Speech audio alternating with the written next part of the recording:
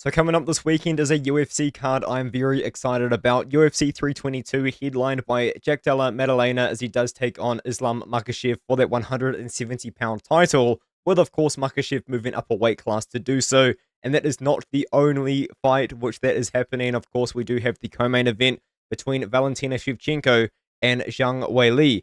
Now, before I do talk about that, I want to talk about other MMA that is on this weekend. And of course, now with my exams over, I do have a bit of free time. So this week I will be covering UAE Warriors 65 on this channel. There is 14 fights on this card. I'm going to commit to covering 11 of them. Cage Warriors 196, a similar situation. I will cover most of them, in the same as LFA 222, all taking place this weekend on UFC Fight Pass, which should be epic if you do have that subscription. And of course, as well, I do want to say I will be writing articles on these cards on the We Want Picks website as well, which should make Angelo very happy, because I will be honest with you guys, I haven't uploaded anything to the We Want Picks website since the Contender series did finish. But of course, that's because my exams are finished. I've now finished my third year of civil engineering at university, and I'm now going into my final year, my project year. And after that, I will hopefully have my bachelor's degree in civil engineering, so that should be a pretty exciting time. And then on top of that as well, I don't really have much more to share. I guess I do start a job next week, so that's quite exciting. I'm no longer unemployed, but I don't know. Let's get into it. If you do want to sign up to the We Want Picks website, get access to those articles. Of course, if you sign up with my code ARTEM, you do get 10% off your first membership. Now, to quickly sort of break down the card, I think this is a great card. I think the main card is good. I think there's going to be a lot of upsets. I think there's going to be a lot of underdogs and a lot of violence. And I do think it's going to start with Matheus Camilo beating Viacheslav Borshchev. Now, I do know this is a short notice matchup. Camilo was meant to book against someone else on a different card, and I believe Borshchev has now stepped up on short notice for this fight.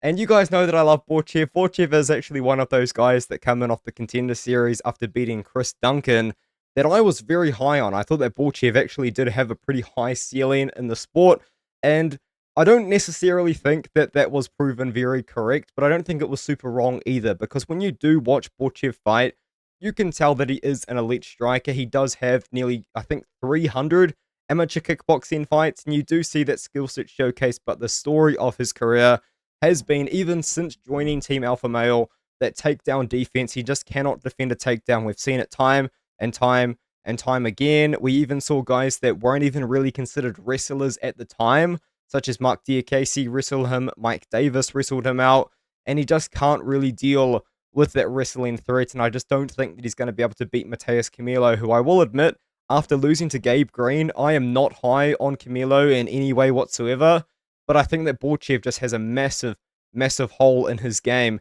And I do believe that Camilo does have the skill set to exploit that. So I'm going to be picking Matheus Camilo as a -165 favorite to win by submission. And now we have the first underdog pick of the card for me. I am picking Chepe Mariscal to defeat Pat Sabatini in this matchup. And I know that you probably could look at the odds right now and see that money is coming in on Pat Sabatini, making Chepe a larger dog in this fight. But I think that he's actually a little bit more well-rounded than Pat Sabatini. And I think a lot of people are probably quite high on Sabatini because he did go out there and he did beat Joanderson Brito, and that is a very, very good win, because I just thought that that was going to be a terrible matchup for Pat Sabatini, given the fact that Sabatini is definitely more of a wrestler grappler. We've seen him knocked out before. We've seen him knocked out by Damon Jackson before, and that was a pretty bad look, because as we all know, after that fight, Damon Jackson thought that he was a boxer and decided to go out there against Dan Ige and not shoot a single takedown.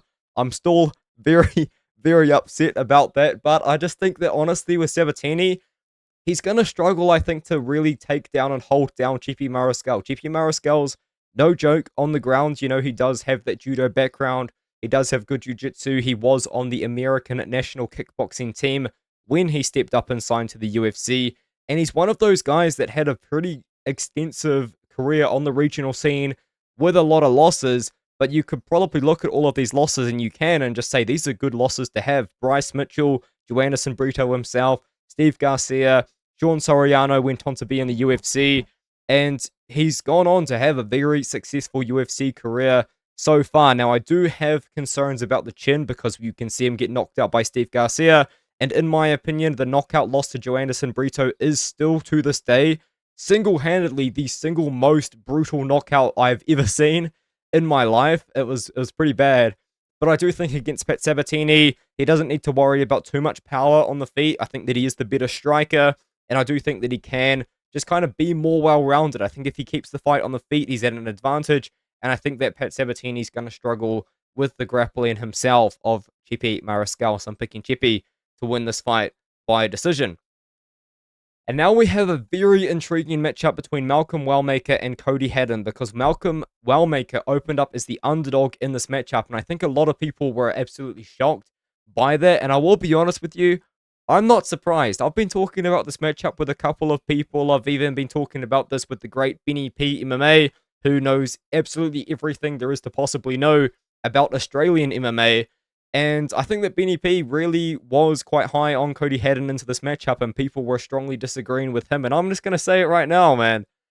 I think Cody Haddon definitely can present some problems to Wellamker. Now, the problem with Haddon is that he has taken this fight on short notice. Of course, Wellamker was meant to be fighting against someone else, just someone else that, in my opinion, he was probably going to knock out in Sergey City. We've seen Sergey City get boxed up before. I think Wellamker was going to beat him.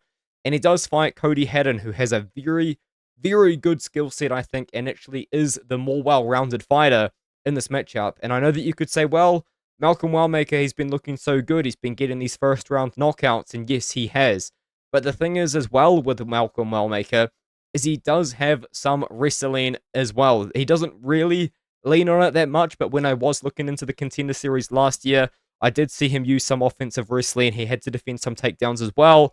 But I was very high on him going into that fight against Adam Bramheld, and of course, he did impress. And I think that he actually has a very similar skill set to another young up-and-coming prospect in Elijah Smith, but I think that he probably has been able to go a little bit further in his career so far, obviously knocking out Cameron Simon, knocking out Chris Moutinho, knocking out Adam Bramheld.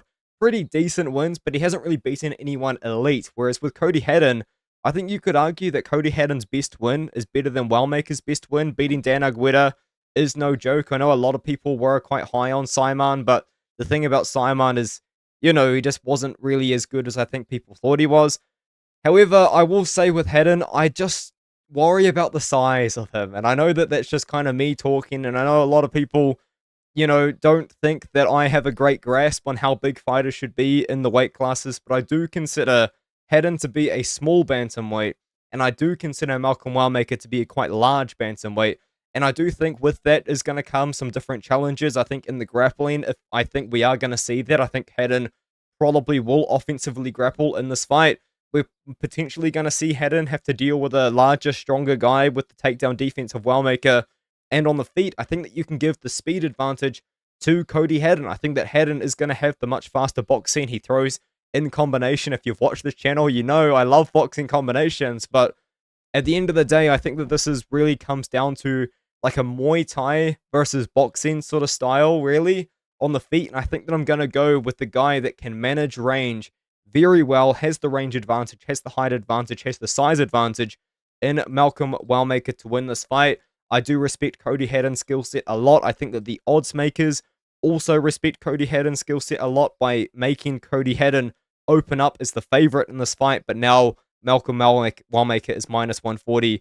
I think that he is going to beat Haddon. I just don't think he's going to make it look as easy as he was able to make it look against his previous opponents, and I think the under 2.5 is probably a better bet than just picking a side, in my opinion. Roman Kopylov goes out there against Gregory Rodrigues. I like Rodrigues in this fight. Now, Kopylov had a very good run at even just last year, even this year, was on a very good run. Beat Cesar Almeida, former Glory kickboxer, of course. And then he did go on to beat Chris Curtis, knocked him out. And then he lost to Paulo Costa.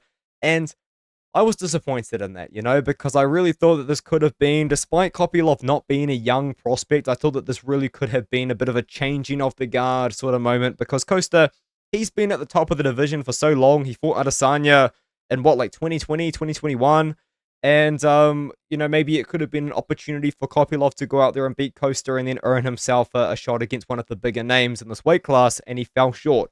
And now he has to take on a very dangerous guy in the division, Gregory Rodrigues, I want to say a national Brazilian Jiu-Jitsu champion in Brazil, and he does have very good grappling. When he come into the UFC, we just didn't see that at all. And then recently, I would say he has started to mix in that wrestling with the grappling significantly more. And I think that because of that, we have started to see him find a little bit more success. And I do think as well, I've had pretty good success picking Gregory Rodrigues fights because I actually did pick Bruno Ferreira to beat him in that matchup. And I think that I actually did pick him to beat Jared Cannonier, though, and obviously that was wrong because Cannonier had a pretty good vintage performance in that fight for him. But I think in this fight in particular, Rodrigues can hold his own on the feet against Kopylov, and the thing about Kopylov is, yes, it has been greatly improved recently. The biggest struggle for Kopylov in his career in the past has been that takedown defense, and I think that someone like Gregory Rodrigues, who has that level of power on the feet, that size, at 185 pound, that wrestling ability, that grappling ability, is going to be able to just put on a pretty well-rounded performance in this matchup against Kopylov, and I think he does go out there. I think he does beat Roman Kopylov in this fight. Nickal is now getting a bit of a comeback fight against Rodolfo Vieira. Very good matchmaking, in my opinion. And the reason why I think it's very good matchmaking is because for Nickal, he has the opportunity to go out there and he gets to beat a very elite Brazilian Jiu-Jitsu fighter, someone that has a very high level of grappling before he transitioned over to MMA, a guy that has been in there in the World Championships, a guy who has won the World Championships, a guy who has even fought Marcus Buchecha in grappling in 2014, who is now a heavyweight in the UFC. But to talk about Nickal, of course, he does have that wrestling background, and I have been pretty open and honest, and I have said that I personally have no experience with wrestling. I have actually done, obviously, boxing. I do have an amateur boxing background, and I have done a little bit of Brazilian Jiu-Jitsu as well. That is something that I started to do towards the end of this year, but I do suck at BJJ, I will be honest. Striking is definitely something that I was a bit better at. But for Nickal, when I see wrestling, and for me, I do struggle to see how elite wrestling is truly elite just because it's not a thing in New Zealand at all. What impressed me so much about Nickal in his wrestling ability was the speed of what he was able to do in the wrestling. Like, even on his Contender Series fight against that Olympian Taekwondo guy, what was his name? Zach Borrego. I know he submitted him in 1 minute, but my goodness, dude, up against the cage, he was just changing positions so quickly, and Borrego had nothing for him in those positions. And then after that, we haven't really seen too much out of him. He did have a very bad performance against Paul Craig, which was purely striking. It did show that his striking definitely isn't quite as good as we need it to be, and then he lost to RDR by TKO, but I don't think that loss aged poorly, really, despite RDR having a pretty bad performance in his last fight. He did beat Robert Whittaker after all. This is a big step down in competition from RDR. In hindsight, it's a big step down in competition from RDR, I want to say as well. And I just don't think that Nickal is going to get pressured by Vieira, get hurt on the feet by Vieira. And I know that you could probably say, oh, but Nickal's best skill set is to get the fight down to the ground, and that's where Vieira is going to find all of his success. Yeah, that is true. But at the same time, Vieira's ability to get the fight down to the ground isn't very good either. He went 0 for 21 in takedowns against Chris Curtis. I want to point out, he got submitted by Anthony Hernandez after gassing out in 5 minutes. So we know that as long as the fight goes for a long enough period of time, I think Nickal can keep the fight on the feet. I think Nickal can find striking success. Maybe not necessarily win the first round on the feet, but I think as long as he can just kind of keep Vieira busy, Vieira is going to gas out and Nickal's going to be able to take over after that first round. I'm picking Bo in this fight to win it by maybe a KO in the second and the third round or a decision. Now we have the great GM3, the legendary GM3, taking on Kyle Dalkaus, and Kyle Dalkaus's return to the UFC, I guess you could say now, because he did fight Mikhail Pereira in his proper return, but that was a short notice opportunity. And my goodness, did he take advantage of that, knocked out Mikhail Pereira in only a few minutes. And I think now, just kind of given that, and given the fact that he's fighting GM3, a very winnable matchup for him, in my opinion, Kyle Dalkaus definitely could stamp himself as a potential contender to get into the top 15. And maybe if Kyle Dalkaus beats GM3, you see him fight Nickal. I mean, that could be a fight that makes sense. But to talk about GM3, you guys know I love GM3. I do sadly think if he loses this, it probably will be the last time we do see the great GM3 fight. But he's had a great run, hasn't he? You know, the third round GM3 run that he went on was one of the most legendary runs we've ever seen in 2021, 2022, when he got those third round subs, those comeback victories, the third round win over Duran win, the third round win over Trevin Giles, the third round opportunity he gave himself against Krzysztof Jotko.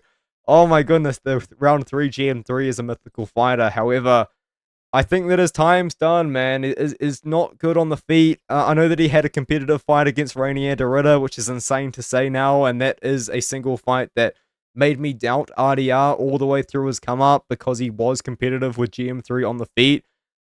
Dalkaus just looks a lot more polished right now. You know, on the regional scene, he wasn't beating absolute bums. He was actually beating guys that had some pretty legitimate experience. And I think that that sort of thing, just not going out there and can crush and actually taking on guys that are pretty good, guys that probably have their own UFC aspirations is good.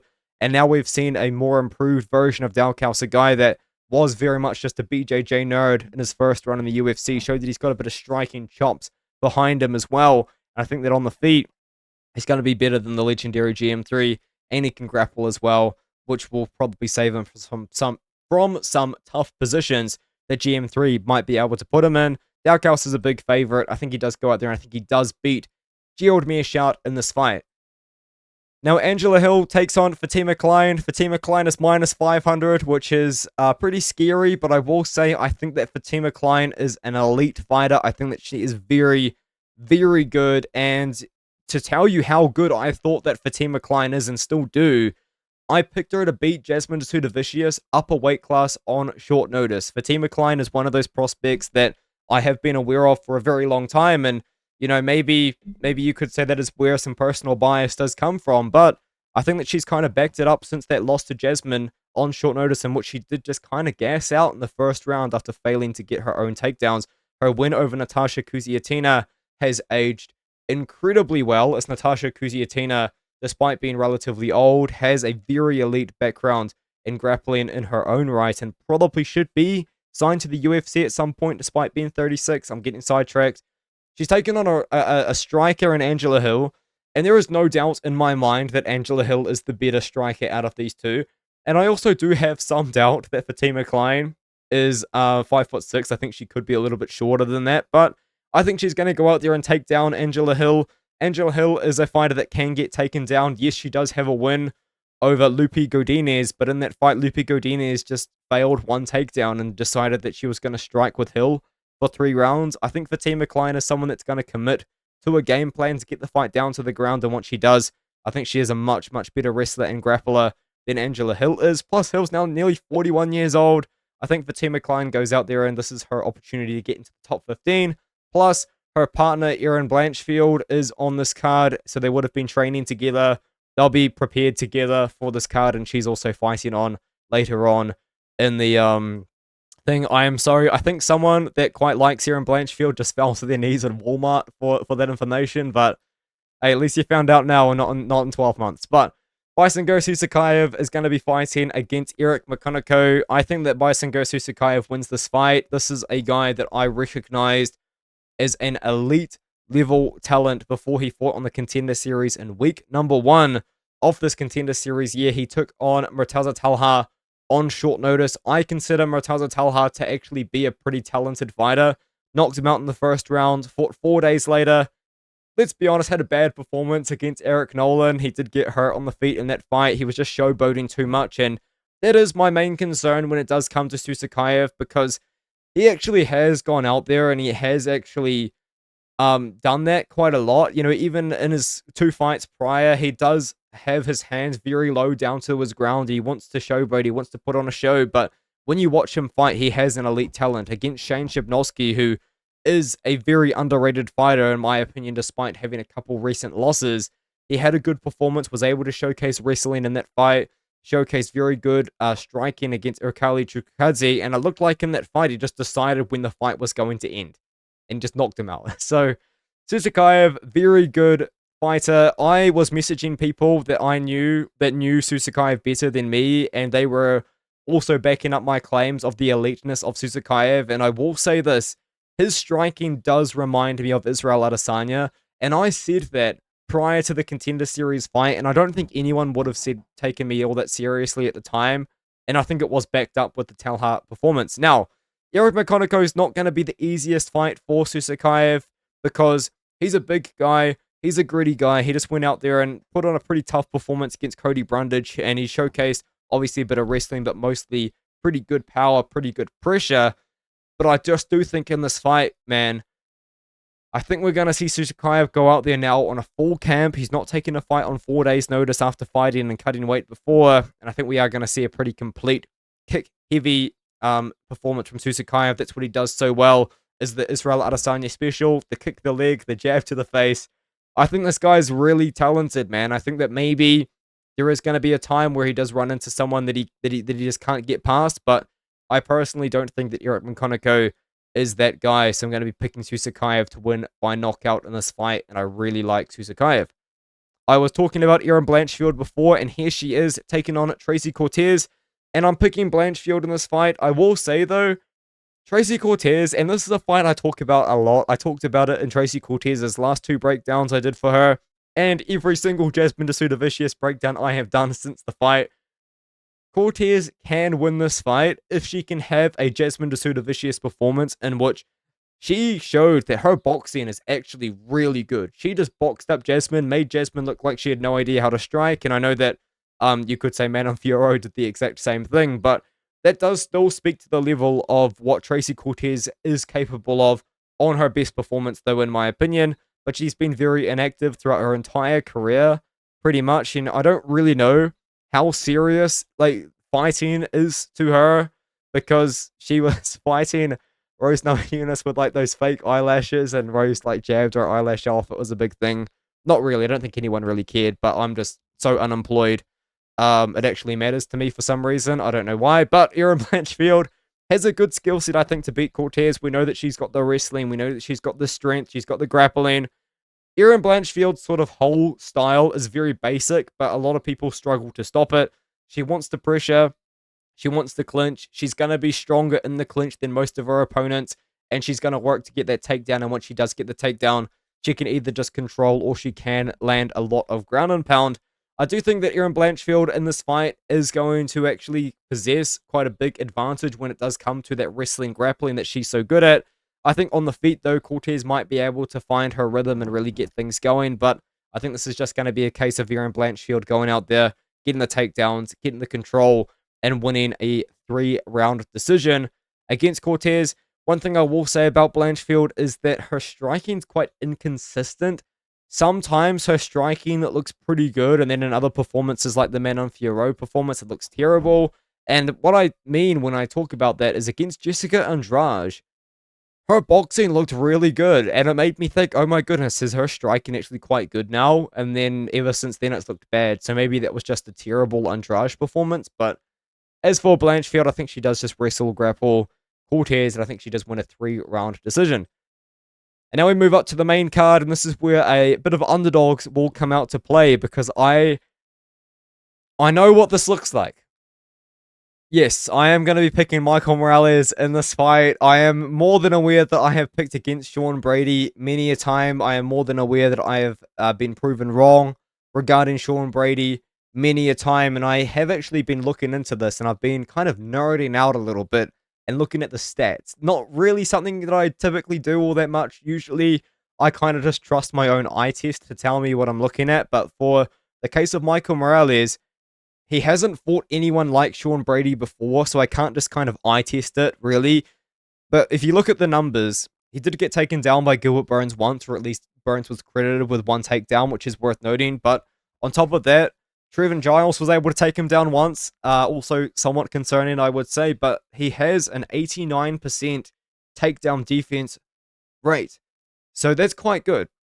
Another thing about Michael Morales is he actually is a national champion in wrestling and a national champion in Muay Thai in Ecuador. And I know you probably could just say something along the lines of, oh yeah, but you know, Ecuador's not really known for wrestling, not really known for Muay Thai. I still kind of think, though, when you do take a population of the size of Ecuador, a few million people, and then you find the best person, you have to still give him credit for being the best person out of that large sample size. It's like if I went, I live in New Zealand, right? I would say wrestling's not very popular in New Zealand, but if I won the national championships in New Zealand, it would still kind of mean something, right? And I think that you do have to give him credit in that front. But with Sean Brady, you need to give him his credit because of how good he's looked recently. I will admit it has aged poorly, but the win over Gilbert Burns is very impressive. And then the domination over Leon Edwards is just something that we need to talk about here, because that was a performance that really did surprise me and really did kind of make me realize, oh my god, Leon Edwards, he just kind of sucks, doesn't he? But nah, I love Leon Edwards. I really do, because he is one of my favorite fighters ever, if you can believe it. I feel like I actually have a pretty sad favorite fighters ever list, because a lot of the people that I'm the biggest fans of didn't last very long in the UFC. Charlie Ontiveros is one of those guys. Charlie. Anyways, he dominated Leon Edwards with the wrestling, man. He just found that takedown success that someone like Kamaru Usman wasn't able to do. And he just really put on a good performance, finishing Leon Edwards and kind of breaking Leon Edwards to the point where he had to submit in the 4th round. And maybe he can do that to Morales, because I've said this before and I'll say it again. Michael Morales, he doesn't really like getting pressured. Some of the best performances against Michael Morales in Michael Morales' career have come from guys that were able to push up against him, pressure up against him. Max Griffin is definitely a fight that does come to mind. Max Griffin was a guy that just didn't let Michael Morales hold the center of the cage and do what Michael Morales wants to do, which is just hold position. He wants that cage control so he can be very patient, also not really expend all that much energy just chasing his opponents around the cage. And Max Griffin, as I said, was a guy that just didn't really allow him to do that. And Griffin gave him some problems in that fight, just given the fact that he was able to pressure. And that's what Sean Brady does. He pressures, he shoots takedowns over and over again. And I would even say by shooting takedowns, you're naturally pressuring your opponent, because you make your opponent react to something. Quite typically, a takedown attempt results in the opponent backing up against the cage or using the cage to defend. So you're taking that space that Michael Morales so desperately wants. So for that reason, yes, you definitely could say, well, Sean Brady is going to be able to pressure. He is going to be able to get the takedowns potentially. But I think that still, despite Sean Brady putting on 3 very good performances in a row, I would say, and the fact that he did get TKO'd by the great Belal Muhammad, not really aging that bad, because Bilal's striking has improved drastically in the last few years.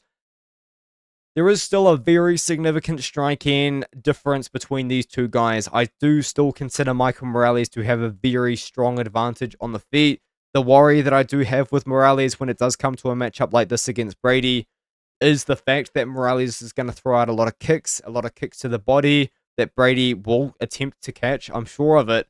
Or even the fact that Brady's going to be pressuring, he's not going to be able to get those kicks off, because it's very difficult to get kicks off when you're moving backwards, whereas you're the guy doing what Morales wants to do, which is control the center of the cage and just have his opponents backed up. But my response to that sort of argument, which is why I do still lean Morales, is we have still seen Brady get backed up before. Now, this was definitely when he was a lot less confident on the feet, but guys in the past have been able to back up Sean Brady, make Sean Brady be the guy walking around the edge of the cage.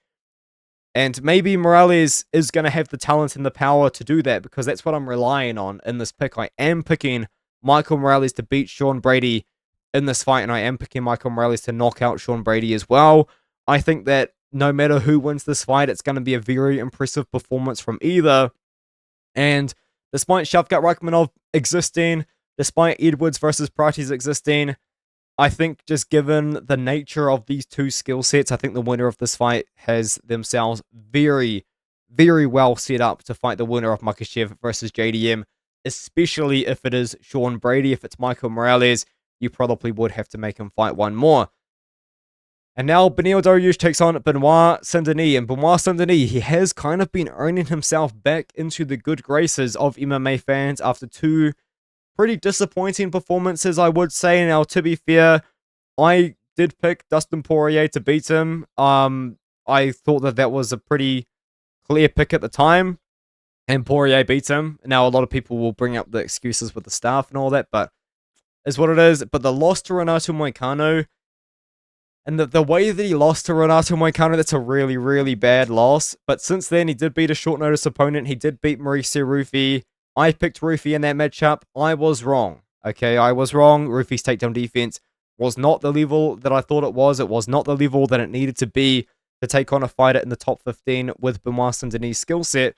And now he takes on, like, almost a mirror matchup in Beneil Dariush. And I don't want to just put out those words lightly, because I do have a lot of awareness that this is a very different sort of skill set between the two, but also similar in the same way. I think that Beneil Dariush has that wrestling ability, and I would say as well the very good wrestling reversal ability as well, that he has shown against Matheus Gamrot, I would say, most notably. Even in the win over Tony Ferguson at the time, it was impressive. It has aged poorly, but maybe Beneil Dariush's chin is done. Now, he did beat Renato Moicano, but once again, I did pick him to beat Moicano. Moicano was just one of those sort of odd fighters where it's so hard to tell how good he actually is. But that's the thing with Dariush, man. Like, the win over Moicano is good, but, like, how good is it really? Because I do think, despite Benoit Saint-Denis losing to Moicano, I think that Benoit Saint-Denis is actually a more dangerous matchup for Dariush than Moicano is. If that makes any sense at all. I think that on the feet, Benoit Saint-Denis offers a lot more than Moicano does. Moicano doesn't really have any sort of danger in the striking at all. And I do think that Benoit Saint-Denis just has a non-stop pace that he can push for a very long period of time if you give him the opportunity to do so. And Beneil Dariush is not getting any younger, man. He's nearly 37 years old. He's had 2 KO losses in a short period of time, which is not very good for him. And it is a shame, because I will be honest with you guys, Dariush, in this period of time, a few years ago, did genuinely have a skill set that would challenge the skill sets of Justin Gaethje, the skill sets of Islam Makhachev, I would even potentially put out there, especially given the fact that he beat Gamrot in the way that he beat Gamrot. But I will say, I think that Benoit Saint-Denis, with his pressure, with his grappling ability, and maybe this is just recency bias as well, I'm pretty aware that that is probably a factor, potentially. I think that Benoit Saint-Denis is just going to be able to keep up too much for Beneil. You know, I think at this point we have seen Beneil slow down. I think that at this point as well, he's 37, he's been injured. I'm going to be picking Benoit Saint-Denis to defeat Beneil Dariush in this fight, but I will emphasize I'm not too confident in this one, and I can see the argument for picking Dariush in this fight. Now, Leon Edwards fights against Carlos Prates. The first thing I'm going to say is I have committed to getting a custom printed beach towel. If Leon Edwards wins this fight, you probably will look up behind me. I do have a custom printed beach towel of Yuri Prochazka. What it actually says on there, I'm not going to say on YouTube, because I don't want to kill my ad revenue. I really do need it at the moment, because I am going to be unemployed for 2 weeks. So, but I will get something along the lines of that if Leon Edwards is to win this fight against Carlos Prates.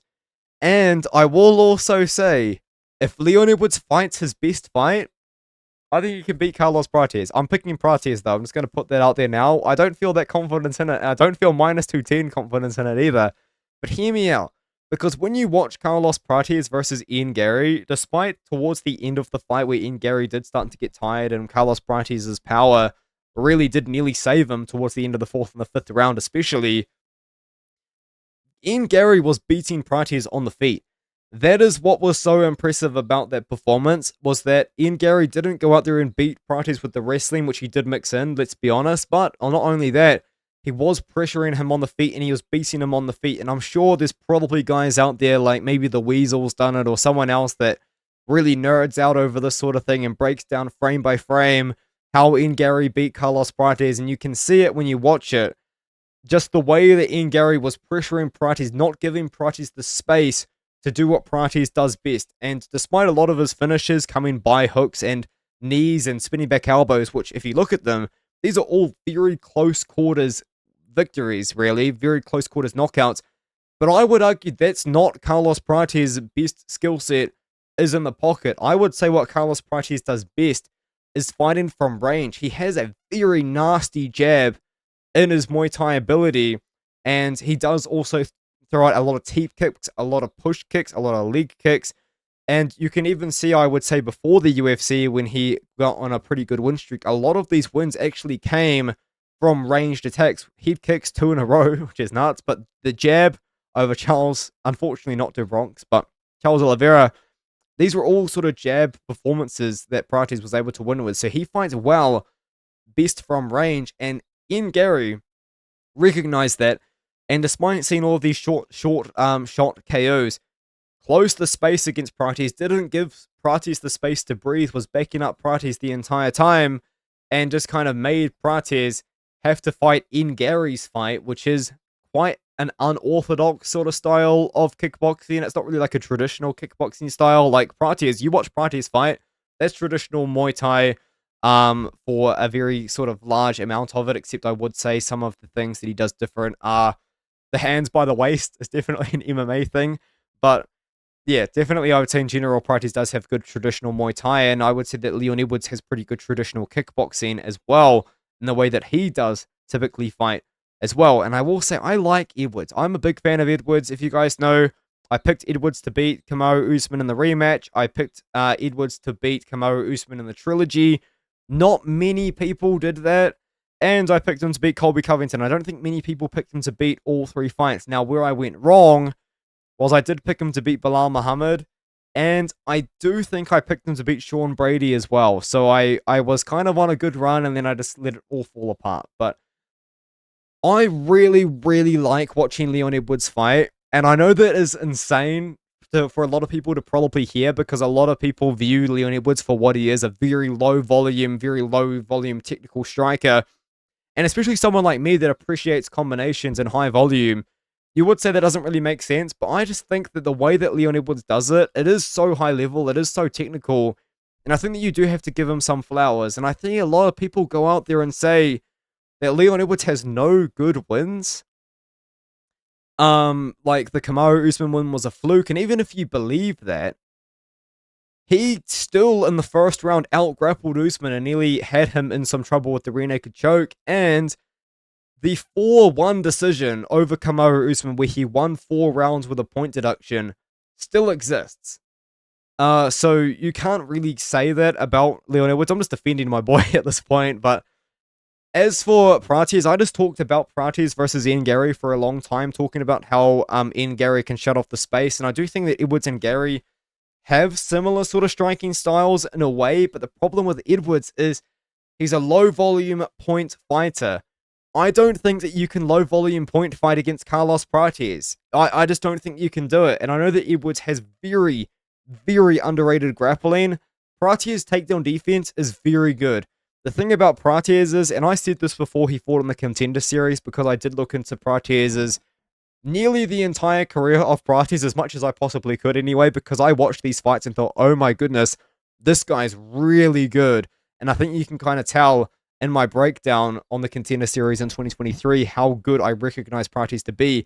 But to give you a breakdown of Prates' entire career, he didn't have good takedown defense. That is how he was losing. His takedown defense was very bad, and then you can just tell maybe over the world era of taking time away from things, he locked in 2020 on takedown defense, and ever since then his career has just gone uphill. And I think that was the difference. He had the striking skill set. He had the ability. He'd been to Thailand. He had Muay Thai. He's got Muay Thai kickboxing fights as well. He locked in on the takedown defense. I think he can keep the fight on the feet. Was that breakdown too long for this fight? Probably. It probably was. I really, really like this fight, though. I think this is an elite fight. I think that Prates is not going to get shut down pressure-wise by Edwards. And I think that Edwards, unfortunately, just doesn't quite have the skill set required to knock down Prates and shut down Prates' his way of holding the cage, kind of like Morales does, I would even say. Prates by KO is my pick, and I will be very sad if it does happen, because I do really like Edwards, despite a lot of people not liking Edwards. Valentina Shevchenko now fights against Weili Zhang. When this fight was first made, I thought to myself, I'm going to pick Shevchenko. I'm not picking Shevchenko, I'm picking Zhang Weili, and once again, I am just going to kind of do the thing. The theme of this video has been me looking back at my previous picks of these fighters, because I do think that it does hold some level of how good I think that Shevchenko actually is. because I did pick Shevchenko 3 times against Grasso. Even after the loss, I picked her. Even after the draw, I picked her. And I did pick Fiorot to beat Shevchenko, I'm pretty sure, so that kind of does tell you that there is some doubt in my mind about that skill set that she does possess. And I think that Weili Zhang is probably the perfect fighter to actually beat Shevchenko right now. If you think about what Weili Zhang does so well, she is elite striking. Very, very fast. I think a lot faster than Shevchenko at this point in Shevchenko's career. I should probably put an asterisk on that. And not only that, she has elite wrestling. She out-wrestled Tatiana Suarez in that fight. She was able to beat Yan Xiaonan with the wrestling. She out-wrestled Amanda Lemos. Yes, it wasn't a very fun performance to watch, but she still did it, and did it with a lot of success. The fight against Joanna Jędrzejczyk, I know a lot of people probably think she lost it, but still, very elite performance with the striking in that turn, and then she beat her in at the rematch, even though Joanna was definitely past her best. Absolutely no doubt about that, though. But still, elite striking performances, and then on top of that, we've seen elite wrestling performances out of her recently. I think she's only getting better. She's 36 years old.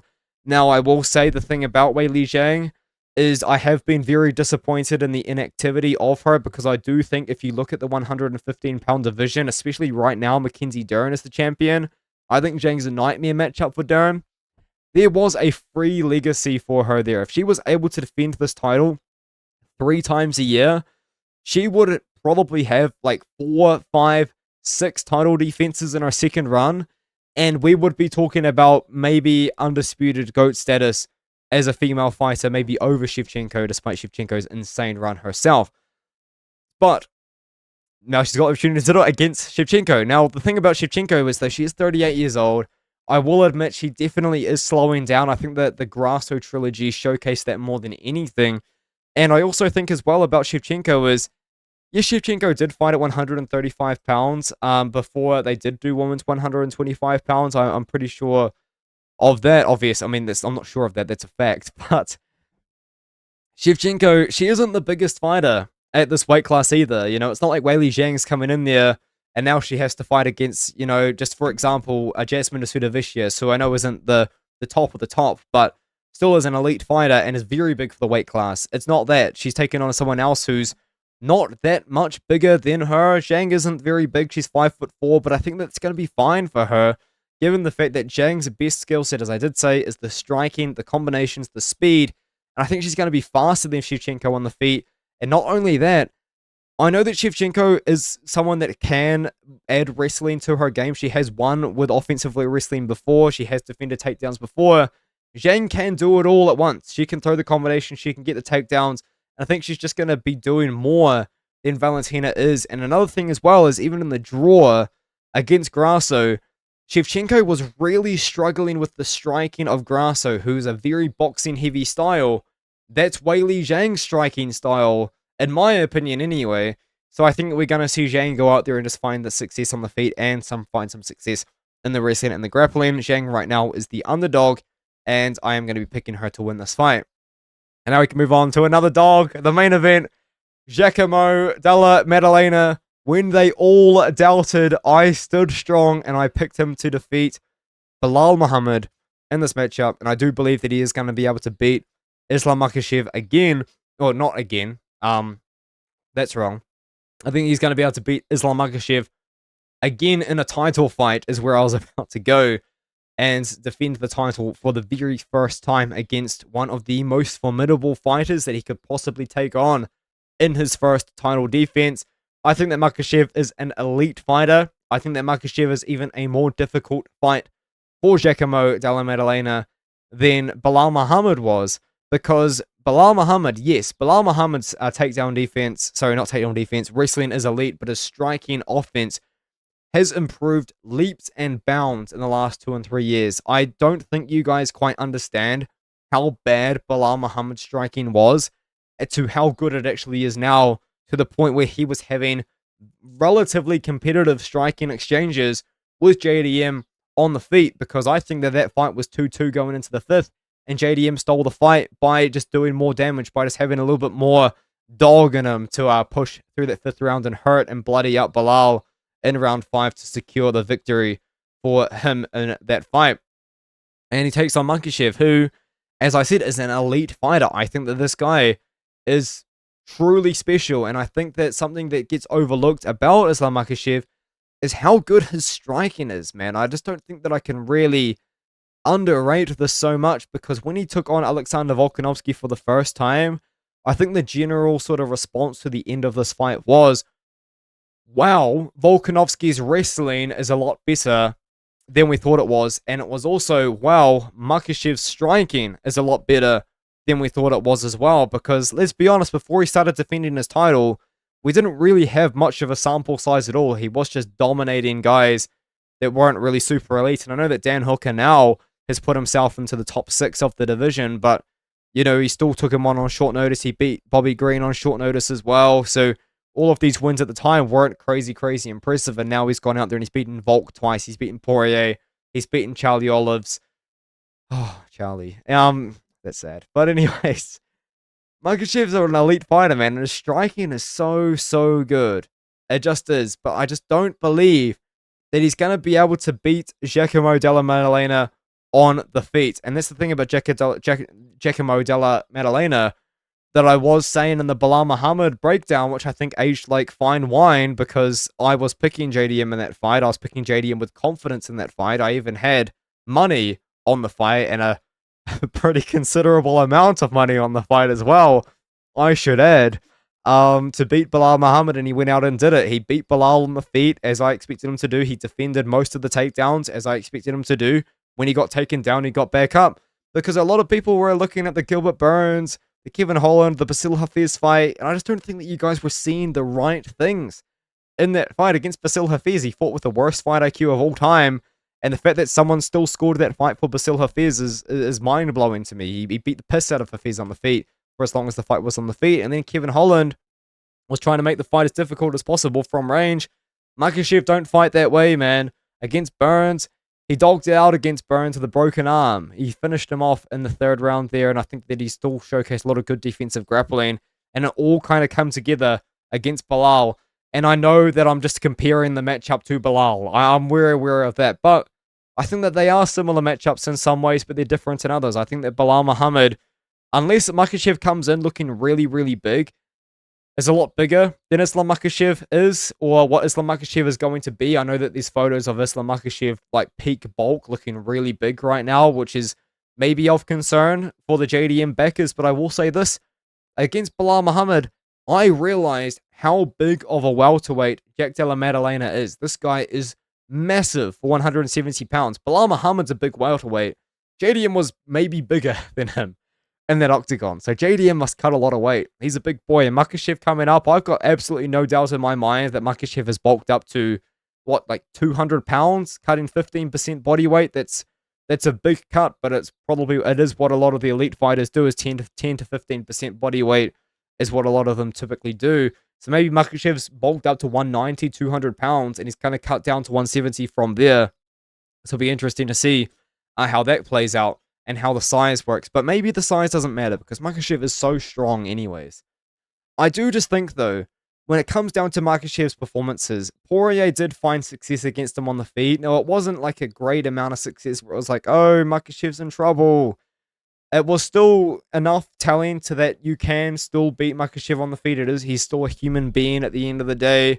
Volkanovski, of course, found a lot of success against Makhachev on the feet as well. He is a human being at the end of the day. And, you know, I do kind of want to say something along the lines of, because Volk was able to find that success, maybe JDM can too, but they are not the same matchups. Volkanovski is a 5'6" man. This man is 5'6", and you can't just compare someone that's 5'6" to someone that's 5'11" and say that, oh, maybe because they fight in the same way, they'll be able to find the same success, because they don't.